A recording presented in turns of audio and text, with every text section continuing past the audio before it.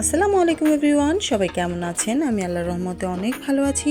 নতুন দিনের নতুন একটি ব্লগে আপনাদের সবাইকে স্বাগতম জানাচ্ছি।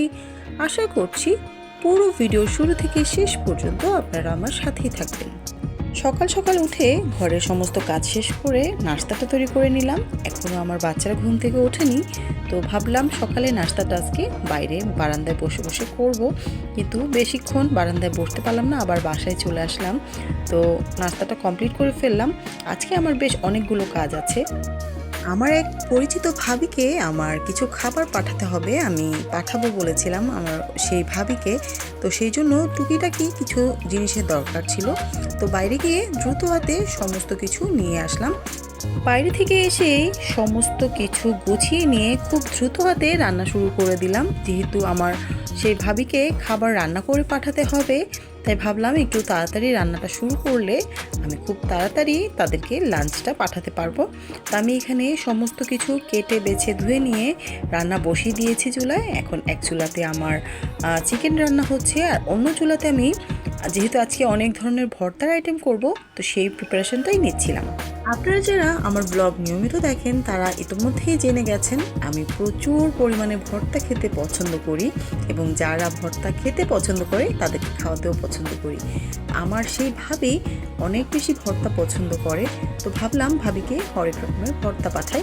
তো আমি এখানে ভর্তার জন্য পেঁয়াজটা ভেজে নিচ্ছি, শুকনো মরিচ ভেজে নিয়েছি, রসুনগুলো ভেজে নিচ্ছি।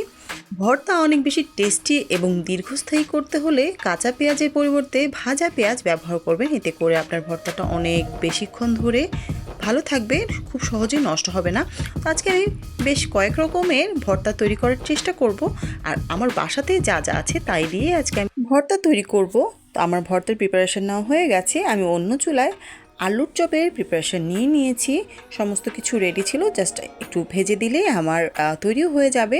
আর ভর্তা তৈরির জন্য আপনারা একবারেই সমস্ত কাজগুলো গুছিয়ে নিলে খুব বেশি একটা সময় লাগে না, খুব দ্রুত হাতে আপনি অনেকগুলো ভর্তা চাইলেই করে ফেলতে পারবেন।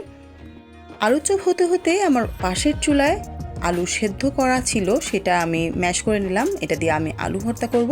আর অন্য চুলায় আমি বৌয়া ভাতের জন্য চালটাকে খুব ভালো করে ভেজে নিচ্ছিলাম।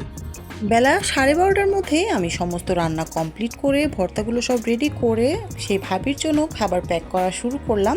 তো সমস্ত কিছু প্যাকিং করে আমরা আমাদের সমস্ত কাজ শেষ করে আমরাও বসে গেলাম খাবার নিয়ে। আমার আজকের রান্নাগুলো এবং ভর্তাগুলো আপনাদের কাছে কেমন লেগেছে আশা করছি কমেন্টে জানাবেন। তো হরেক রকমের ভর্তা দিয়ে এভাবে প্লেট সাজিয়ে খেতে কারা কারা পছন্দ করেন।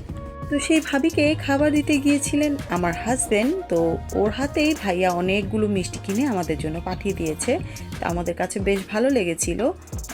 অনেক ধন্যবাদ ভাইয়া এবং ভাবি আপনাদের। তো এই ছিল আজকের আমার সারাদিনের ব্লগ। সবাই অনেক বেশি ভালো থাকবেন, সুস্থ থাকবেন, আমার জন্য দোয়া করবেন। নতুন কোনো ব্লগ দেখার আমন্ত্রণ জানিয়ে আজকে এখানেই শেষ করছি। আল্লাহ হাফেজ।